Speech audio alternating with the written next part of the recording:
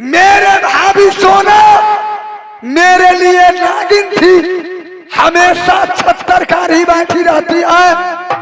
देवर उदल कहां से आवे मैं उससे डस लूं। आज उदल को अब ज्ञान हुआ, नैना वाली कुछ भी कहेगी मैं उसकी बात नहीं मानूंगा। जो भी मेरे ब्याही मोरंग वाली कहेगी, उदल अपना ब्याही के लिए हमेशा तैयार रहेगा। चलो भैया ये चलो, ये उदल के साथ हो चलो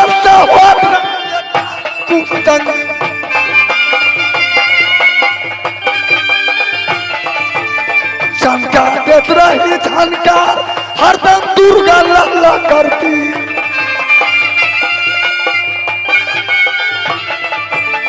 देवी मैया तोरी है शरण के ये कपार,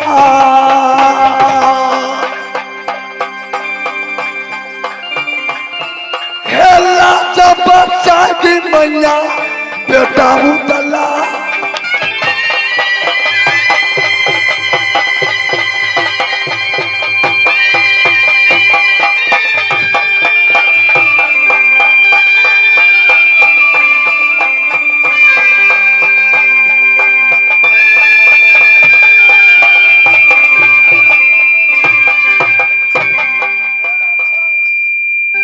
चला गया अपने राज बंगला पर, मैं भी चले ड्यूटी में। अजय हो जे तारा बाबू दूल्हा का जुरे दूल्हा लीनिया, हल्ला गानी चला है बरियाती थे।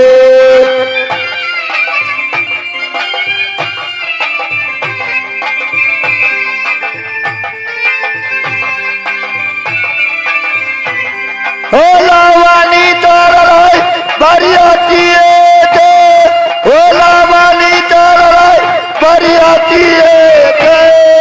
तार बाबू दूल्हा का जुरे दूल्हा ही निया, हल्लावानी चोरलाई बरियाती थे।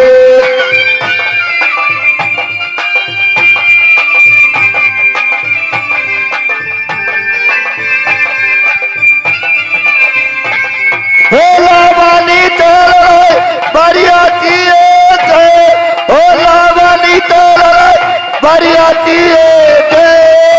तार बाबू दूल्हा का दूरे दूल्हा ही निया, लवानी चोरलाई बरियाती थे।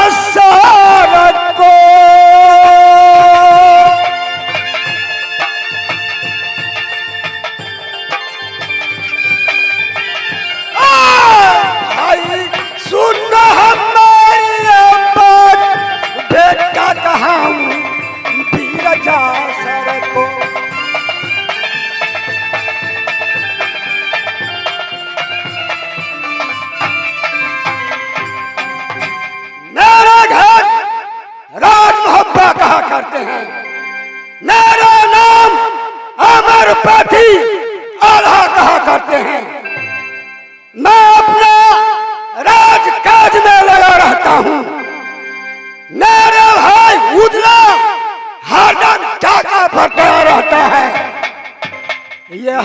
कदम सबा मोहबा पाल कानन जाने ये डाकू को हर दम रहता न समझता यार ये कौन न जाने यसान कहबा को यह ये दीवाना या मोहबा या बाल है ये दीवाना मोहबा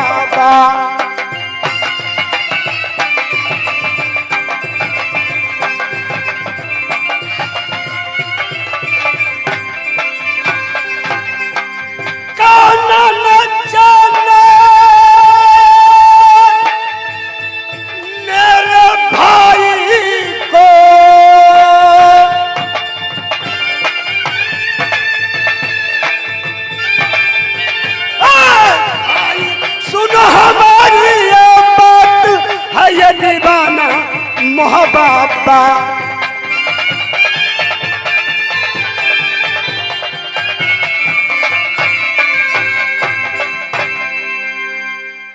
अभी अभी मैं रात और काज में लग जाता हूँ।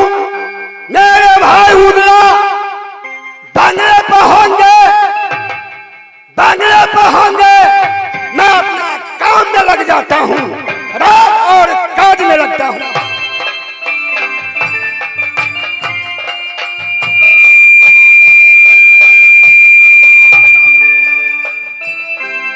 जुग जुग जियो तुम्हें बड़े लाख बरस, जैसे नीर बही गंगा की वैसे और बढ़ता जाए। पिताजी हो कहिए कुशलिया ये मोहब्बा को जा,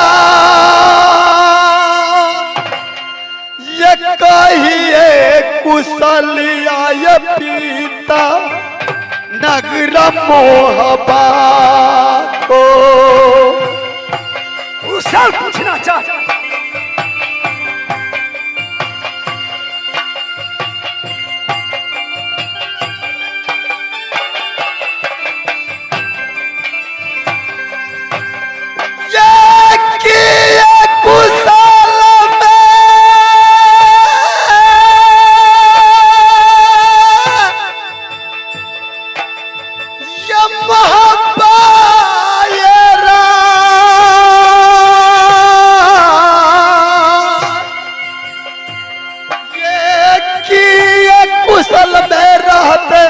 नागरम होबा।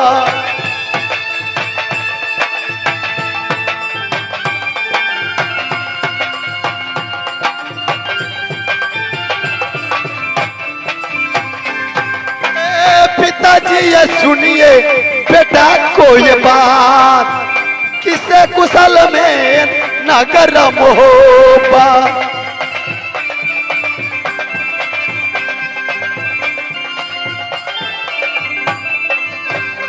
पिताजी मैं अभी अभी मधेपुर से पैर कर आ रहा हूँ। आप तो बंगले की मालिक है, मोहब्बा का मालिक है। आप ये सुनाइए आप किस कुशल में रहते हैं, कैसे समाचार है अपना मोहब्बा का।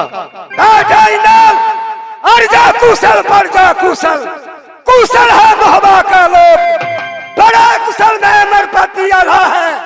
बेटा सुनो हमारी बात, बेटा राजब से तुम्हारा चाचा नदी गंगा गया, अब तक मेरे मोहब्बा में मैं देख नहीं रहा हूँ। खैर कोई बात नहीं, ठीक है नहीं होगा। ठीक कहते हैं पिताजी। चाचा जी जो गए हैं मेला बक्सर, वो आते होंगे, नहीं तो आ गया होगा, अपने बंगले पर होंगे। तब तक हो चैन के ये बनसी, ये बांगला के पास ये चैना के बनस बजाइए अपने बांगला पर।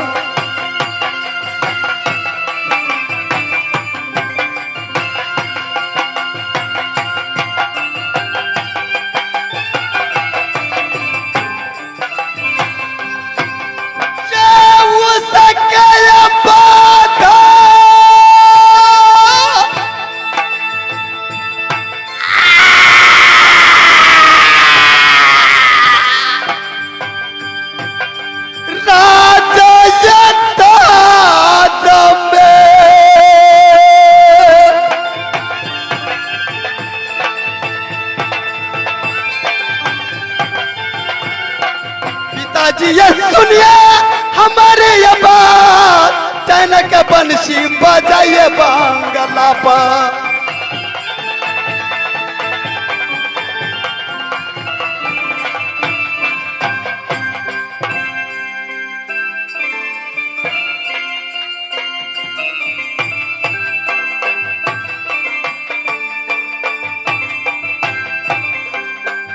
बैठो जंगलिया। पिताजी इस समय मैं राजमहब्बा पहुंच गया। भैया अमरपति गादी पर बैठे हुए हैं, चलो उनसे प्रणाम। ठीक है।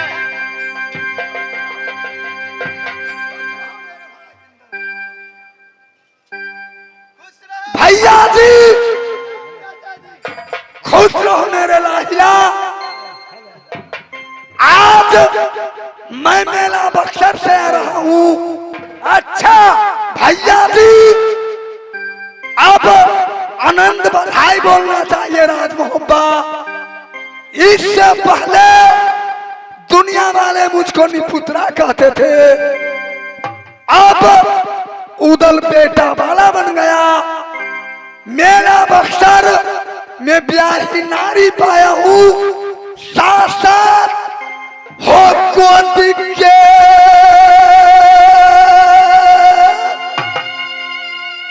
खिलौना दल बक्सर में पाया या।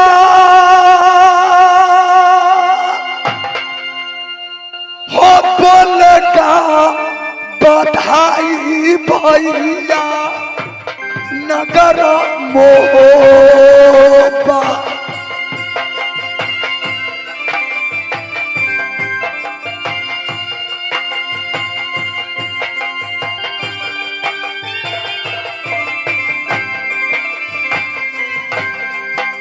भैया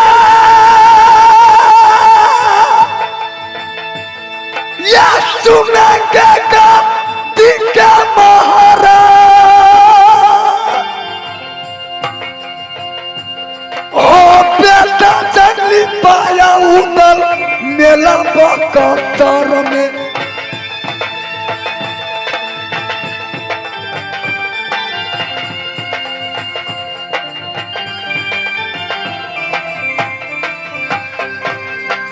ये भैया सुनेंगे हमारी बात। हो या उदल कर जाता बक्सर से आता।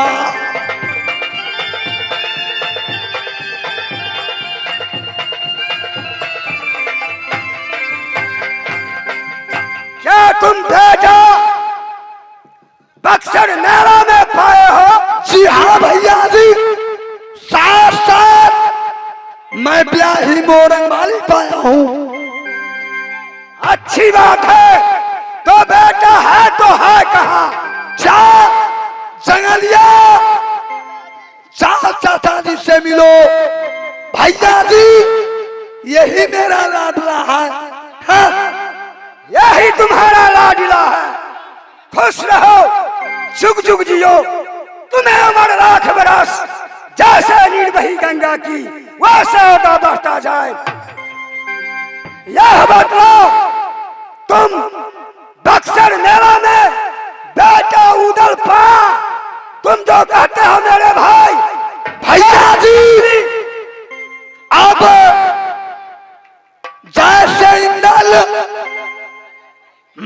माधेपुर कॉलेज में आप नाम एडमिशन करवाए हैं, वैसे मेरे जंगली को इंदल को साथ साथ माधेपुर कॉलेज में पढ़ने के लिए जाइए।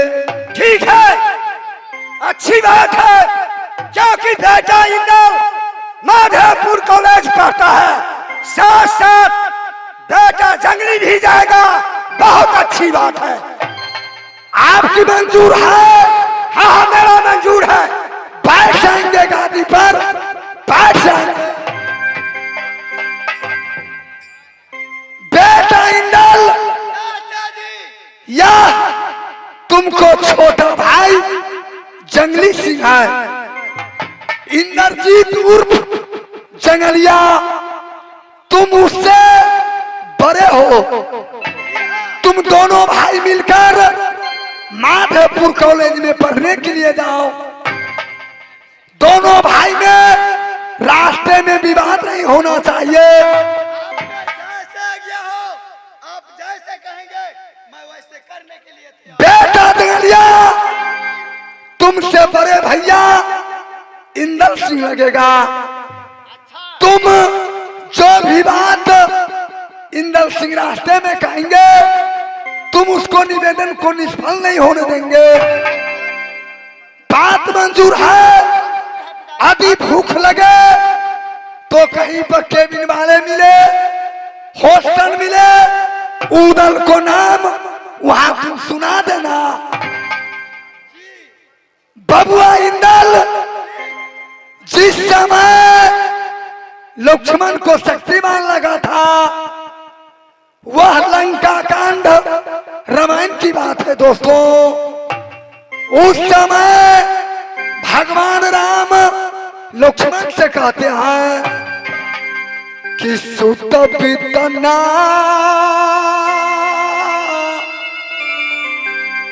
रिभवन पलिबारा,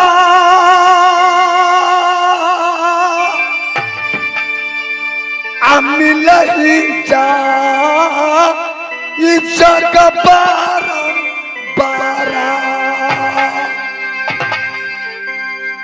हे भैया लक्ष्मण, सूत नाम में लड़का दुनिया में बारंबार मिल सकता है। बीत नाम धन दुनिया में बारंबार पा सकते हैं।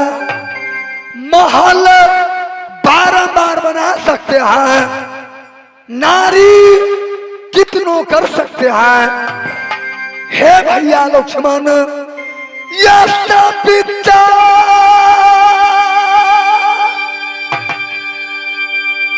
ऋषिया गहुताता,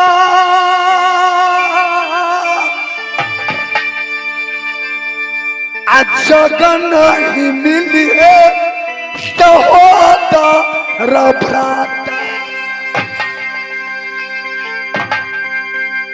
बेटा, मनुष्य को हर कुछ दुनिया में बारंबार मिल जाता है। रे भैया ना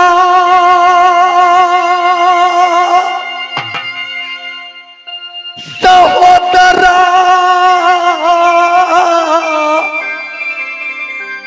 बबुआ मिलेगा बारंबार।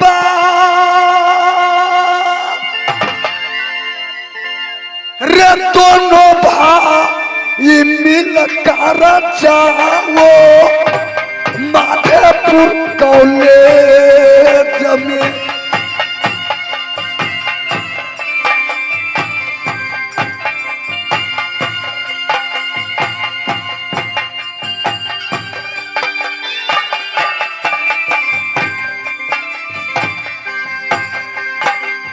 बाबुआ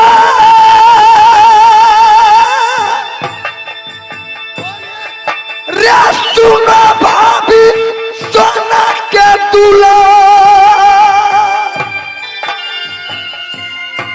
रे हिला मिलकर जाओ बबुआ, हिला मिलकर आना।